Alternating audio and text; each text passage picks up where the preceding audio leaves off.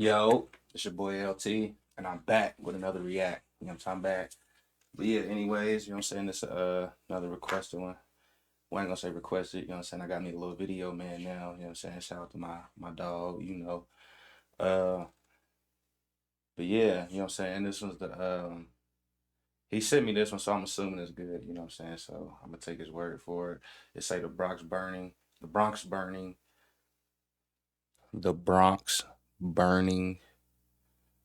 RICO's for the drillers. I don't know if this mean like they got RICO charges out on them or what the case is, but we about to see. Let's get it.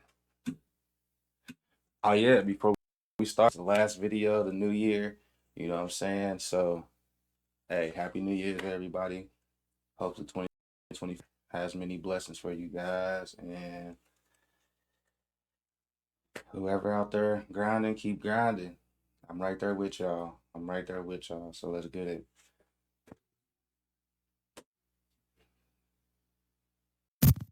And I had no idea what drill rapping was, but I called my son. He sent me some videos, and it is alarming. At one time, the Bronx was a thriving community. That started to change. Where y'all niggas at, bro? We y'all Lori Law niggas at? Y'all just pissing on my son, Goon Ward, nigga. Y'all niggas bugging. You did somebody who died. His name was Rara. Yeah. Before he died, 2 days before he died, he said, I'm gonna kill you when I see you. Look how that worked. These individuals want to get credit for the harm that they're doing. The gangs are accused of operating out of public housing and often stalk their enemies. You see, it's like mainly young dudes. Like I was telling my nephew, he been getting in some trouble. You need to be careful.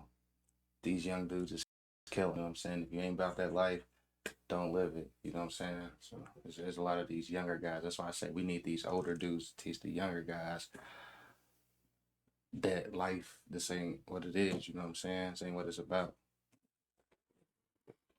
In broad daylight. Why y'all running up Doty? Why you running?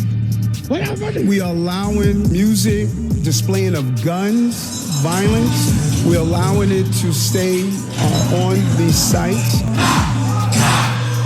Hi, what is up, everybody? We gotta talk about New York drill, probably one of the wildest scenes in rap, period. 7 years ago, there was a huge explosion with Brooklyn drill. Then the feds started doing gang sweeps, taking everybody down one by one. It got so crazy, you got shootings happening in Times Square involving established rappers. This week's gunfire in Times Square, police have made an arrest. 20-year-old Kumina Elijah of Brooklyn. Since 2017, the NYPD has used facial recognition technology, or FRT, in 22,000 cases. Because there's so many cameras in New York, the internet gets their hands on the footage of their favorite rappers involved in shootouts and moving traffic, stabbings, beatings near delis. I mean, some of the songs that were going viral. Every other line was someone smoking on someone's dead ops. Crews would boast about those same crimes and put them in music videos like they were Easter eggs. You had the city's mayor, Eric Adams, coming out in a press conference wanting to ban drill music, even expanding and investing into different departments that tracks everybody's pages online. Much of that work is done here at the NYPD's Real-Time Crime Center. They're bragging about what they're doing. Social media has proven to be an invaluable tool. A few years ago, the Bronx took over. Maybe one of the sickest boroughs in the city. The society in the Bronx is horrible. Rappers from the Bronx to stop using the music to encourage shootings. I remember in the 90s, kids were throwing fridges off the... I mean, I feel like at this point, whether it's the music or not, they still gonna do it. You can ban it. They still gonna make the music. Like, it's not about, I don't think it's specifically being drill music. If they stop drill music and they start rapping another way, they still gonna rap the same lyrics. It's the lyrics that's encouraging them to keep going more. It's not about which genre of music it is. You know what I'm saying? Drill music is not gonna change, or whether they stop doing drill music or not, it's not gonna change the fact that they rapping about killing and smoking on dead ops and shit. So like, that ain't gonna change nothing if they ban it. Roofs of the River Park Tower projects in the Bronx. And now the kids from RPT are getting indicted by the dozens on federal racketeering and gang conspiracy charges. Niggas don't care about me, my heart. Like, my heart only been like 3 months. Like, niggas really forgot about me already. Like, with the government trying to pin them for everything from murder all the way to animal. And that's the thing about going to jail. As soon as you die or you go to jail, yeah, people gonna yell free you or RIP. such and such for the first months. After that, life goes on. Cruelty, talking about one of the most infamous drill voices in the scene, D-Thang, who was talking shit to a pigeon on an Instagram live stream with his boys, then shooting it dead for 100 viewers. Your little mate's right here. Dog, wait. You gonna pick him up? I can't look. See, everything in New York was getting done for clout, followers, and numbers. With shootings spiking from 200 all the way to 500 last year. It's all young kids, aged 13 and 15, maneuvering the back alleys and the looping hills in the Bronx, using scooters to carry out hits in broad day. This gang conducted wolf pack-like searches throughout the investigation. Now, we're getting into all this, but first, check out my song of the day. This is my guy Millie's. Let's go. I don't know what it's like in Brooklyn, Bronx, and all them cities. Like, I don't know how packed it be, but I know in New York City, it be super, like, you can do that stuff in broad daylight and get away with it, but obviously you can do it in Bronx and all them places too, so. Trying to send someone to urge and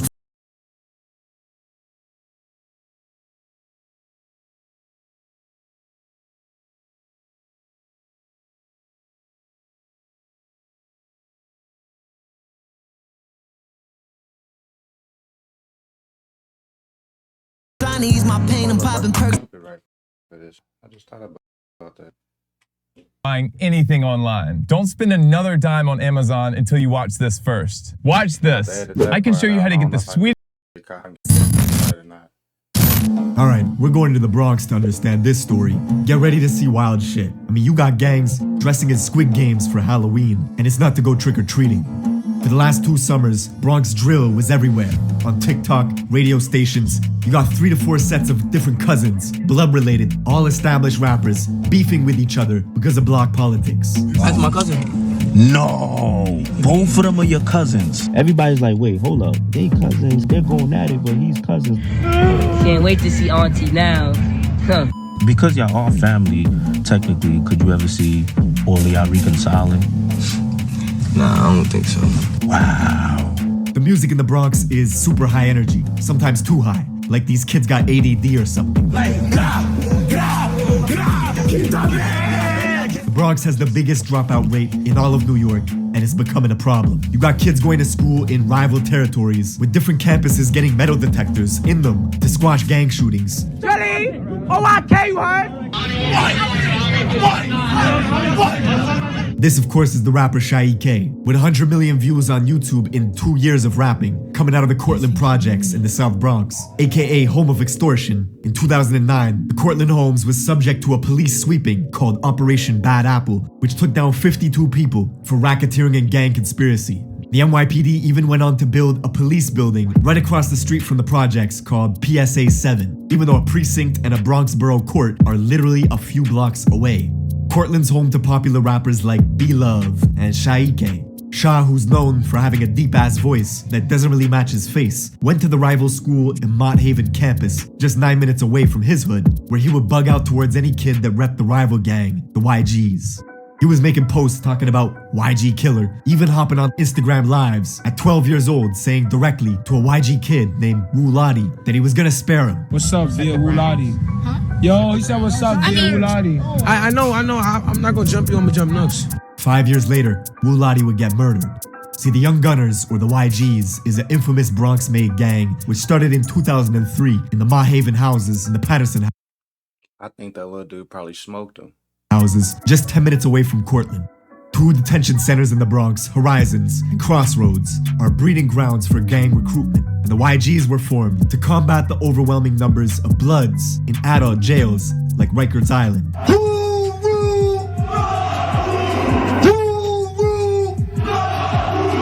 At one point, the YGs had dozens and dozens of different sets all banging under its umbrella, with all sorts of different hoods spread out throughout the Bronx, forcing other blocks around them to create their own gangs in response to combat the YGs. You can even see this in the classic South Bronx joint Shot Caller from French Montana.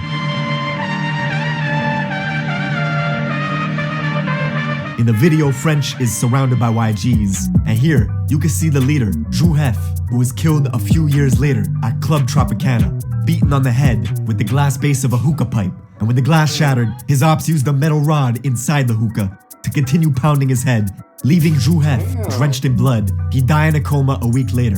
The youngsters who oppose YGs often cite this event to antagonize them. YGs were notorious for violence themselves. Grab the hookah and do him like hell. Don't got the knocks. We gonna beat him to death. YGs were notorious for violence themselves. Locals remember a horrific event that took place on April 16th of 2012 when a gang of YGs were drinking liquor on a hazy night, discussing who was the toughest in the crew. This crew of YGs made a 7-minute walk and stormed their rivals on Cortland Ave to see who they could catch. The Cortland buildings were empty, except for one kid. A 16-year-old named Noah Bala, aka Moses, was alone walking. Probably weighed about 90 pounds soaking wet. The YGs chased him, kicked him to the ground, and stomped him to death.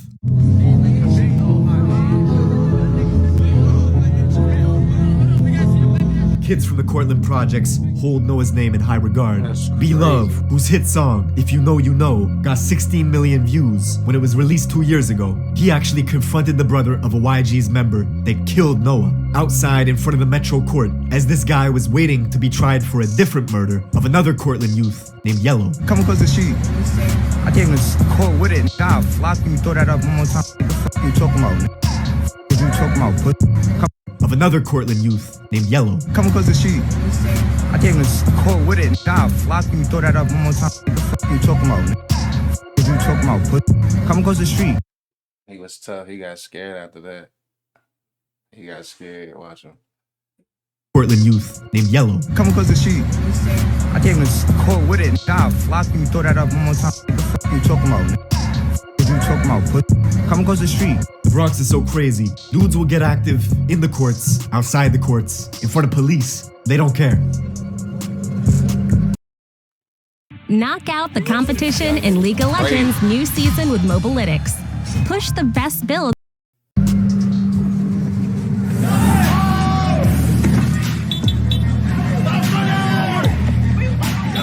Come here, Sean.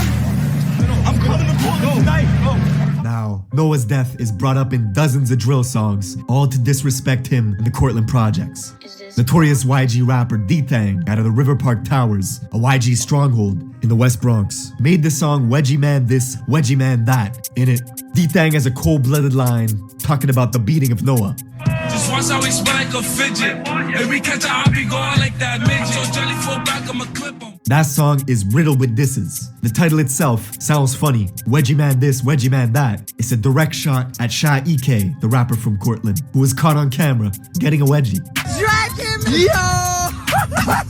Do you like my new song? Wedgie Man This, Wedgie Man That. Now, D-Thang's home, RPT, the River Park Towers, alias the Death Towers, encompasses 2 44-floor buildings and 2 38-story buildings standing over the Harlem River.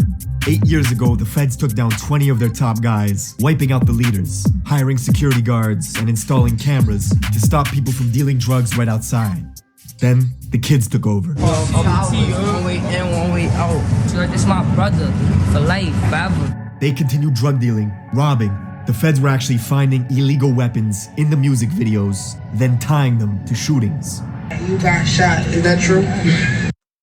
See that? Y'all, that's another thing about flashing weapons. If you're gonna flash a weapon, make sure it ain't a weapon that you're doing dirt with, or at least make sure it's a prop gun or something. You know what I'm saying? They really can do that. They really can do that. Yeah, we know. Word of my mother, we know.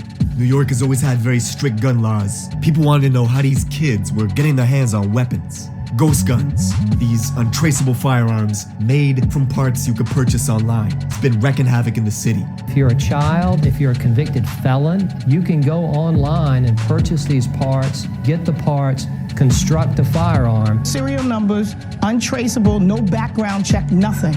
That is a problem. The whole of 2021 was crazy. As the feds were tuning into Instagram lives, you could see stuff like rapper D-Thang with his own cousin, K-Flock, flashing out on each other for a live audience. Yeah, Muddy, don't do that, Muddy. Don't do that, Muddy. If I see Stunner, you know I'ma whack him. Fuck that. No, I'ma clash him. You saw my energy last time I saw you, Stunner. K-Flock is literally D-Thang's blood cousin, coming from the famous Little Italy part of Central Bronx. near the 48th precinct. K-Flock's own mom pretended in an interview not even to know who D-Thang was. Him and D-Thang are cousins. I don't even know who that thing is. I'm the mom and I'm confirming it. That's nowhere near related to me at all. His gang, DOA, or Dead on Arrival, is an allegiance of 5 blocks, all of which are surrounded by YGs and Drillies, a vicious gang of bloods that also oppose K-Flock and his gang, DOA. Oh, Sa Flocka, come play. Come play today. You always playing on the internet. I want you to come play today. Now, because the fans knew K-Flock as a crash-out specialist who would film his gang endeavors all for social media, this resulted in all his music getting more and more views. Let me tell y'all what he did, bro. This nigga gonna call me to a mansion party full of hot. Ask KK. Yo, I was there. We was in there, but who was there? That's what I'm saying. Locker in there. Wait a minute. Wait my hat. Now, this would make his rivals upset and jealous. K-Flock would bring them into Instagram lives just to argue with them. Bro, y'all of scariness. I was volleying y'all. You never did nothing to me though. Really never did nothing to me. That kid he was talking shit to is Rajiz, a YG member from the 800 block, literally a 15-minute walk away from K-Flock's hood. Now, just 2 weeks after they had that argument on live, this YG kid Rajiz would preview a track called Real Facts, where he was going after K-Flock. Hey yo, kicking out, let's with the facts. Anytime that they throw out through backs, he blew you a kid, you ain't smoking on Mac. While this was going on, the feds were catching these same YG kids on surveillance cameras, carjacking Toyota Camrys, Mercedes Benzes, even robbing someone at gunpoint. A month later, on July 11th, those same YG Let me find out they was the Kia Boys before the Kia Boys. goons were hunting in DOA territory, K-Flock's neighborhood. They only had to drive 6 minutes before stumbling upon a 13-year-old kid named J-Rip, who looked up to K-Flock with huge admiration. One kid hopped out of a black Honda Accord that had 3 orange racing stripes on its hood. The kid aimed his pistol, unloading into J-Rip, who stumbled into this cafe, Angels, bled out, and died in front of customers. The same cafe, Angels, where K-Flock and Shaike were hanging out on a live stream a few months ago, right across the street from K-Flock's apartment. Word to the God. Don't slide. Don't try to make doing some stupid shit. Word of J-Rip's murder got out quickly that day. The kid Rajiz, who was on live with Flock a few months prior, was now on social media mocking J-Rip's death. 7 hours later, Jay's friends went off to retaliate. They found Rajiz in a private Uber on the phone. 2 shooters on a scooter pulled up next to him, opened fire through the window, hitting him in the head and torso, killing Ra instantly. And all this happened in Mount Hope, a mile out from J-Rip's murder scene earlier that day. Ra's family learned through the window, hitting him in the head and torso, killing Ra instantly. And all this happened in Mount Hope, a mile out from J-Rip's murder scene earlier that day. Ra's family learned about his death from a friend who was on the phone with him at the moment he was killed. Revenge does not heal losing loved ones, but Flock's fame was exponentially growing. He got an offer for his very first show, upstate in Poughkeepsie, 2 hours out of New York City, where locals targeted him right away. 5 people were found shot, 1 stabbed, right outside the club Revel 32, as security at the venue scrambled, turning his tour bus into a makeshift ambulance, transporting victims to the hospital. The tour bus got shot up as well, because the people that were doing the shooting thought the K-Flock was inside it. Most of these victims were occupants of a private bus that had been identified as being in multiple locations here in the city of Poughkeepsie. But he managed to escape unharmed. The next day, K-Flock would pop out at Rolling Loud, New York for a surprise performance. With the surprise performance, the next stars in New York, K-Flock and B-Love. But he got into a brawl with another Bronx artist as their entourages clashed, thus banning Flock from the festival for life. But all this beefing just boosted his profile. That same night, he would drop the song Being Honest with G Herbo, which now has 25 million views on YouTube. It was like K-Flock was on top of the world, but he was still doing drills. 6 days later, he was in a rental car with his boys, driving to his cousin D-Thang's building, the River Park Towers, spotting an op, shooting them on the Roberto Clemente Bridge. You'd think it would stop there, but no. The next week, undercovers pulled K-Flock over in Yonkers, finding a gun in his sock, which if you know New York laws, carries a 3 to 5 year sentence. The very next day, he was bragging about buying a new gun. You're thinking this might stop, and it will. Getting close to Christmas, on December... How dumb can you be? You just got booked for like damn near, like, I'm pretty sure to be having to go to trial for it, but like, how dumb can you be to sit up and brag that you bought another gun? Like, they already watching you, bro. Like, these little niggas is retarded. 16th, 2021, K-Flock walked past the barbershop in Harlem early in the morning, had a standoff with this man, pulled a pistol out, and shot him dead. the rapper in the city with the most buzz, caught on surveillance video, wearing designer clothing from head to toe, shooting a rival. And the shoes he's wearing in surveillance video that day are the same unreleased Jordans he was showing off for social media just a few days before.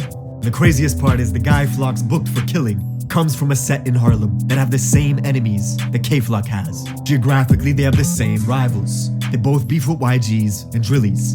Flock began beefing with this set in Harlem called the OIs because one of their rappers, E-Dot Baby, was seen at a party smoking on Instagram Live with some YGs. Yo, this shit, why do this shit got 300 views? So Flock turned on them, gathered his posse, and made one of the coldest Bronx drill songs yet, called Brotherly Love, riddled with disses towards this Harlem set, the OIs. I catch a yeah, funny gon' knock off his hole.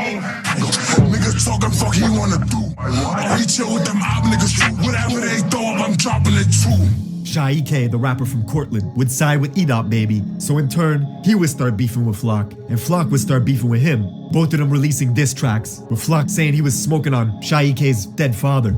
Free Flock. All y'all niggas music's doing bad now. Y'all need him, but free him, cause you know what we gonna do. He gonna be the 5th dad. DOA member. Interestingly, just minutes before Flock pulled the trigger at that barber shop, killing the man, he had logged onto FaceTime to talk directly to his rivals, brandishing his gun. And he was filming at the exact same stoops where E-Dot Baby, the rapper from Harlem, had filmed him.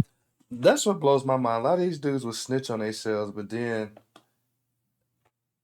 I always talking about somebody else snitching on them. They snitch on themselves more than anybody.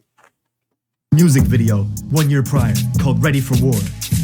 Slowly, one by one, the Bronx was following the Brooklyn scene, with all their rappers getting wiped out by police indictments. 5 months later, the Drillies would get taken down in a massive RICO case, booking 20 people for murder, conspiracy, racketeering, and gang activity. Not even a month later, D-Thang, along with 22 of his guys from RPT, would get swept up as well. Then if you thought the scene wasn't toxic enough, 6 months later, the young rapper from Harlem, E-Dot Baby, would commit suicide, which has fans still wondering to this day why that happened. Fast forward to this year, February 2023, and K-Flock, who was already sitting in prison for murder, would be one of 7 DOA members named in a federal indictment spanning from 2017 all the way to 2023. This is the New York drill scene in a nutshell. Every few years, a scene pops off from one of the boroughs, rappers make a huge wave, and then it all comes crashing down. That's it for this video. Thank you for watching, and I will see you in the next one. Yep, so the thing about that is they off the streets now, which is good for the community, but they gonna see each other in jail, so they ain't gonna do nothing but just be stabbing each other up in jail and doing all that crazy shit. So yeah, when you got beef like that and it's so deep, there's really no avoiding it. Like, no matter what you do to these guys, like, there's no avoiding it, and that shit goes on for years. So yeah, I appreciate y'all checking me out, though, you know what I'm saying? And like I said, Happy New Year's to everybody. Stay safe out there. Whatever state you in, whatever city you in, I'm sure the police gonna be out, so be careful. I'ma holler at y'all.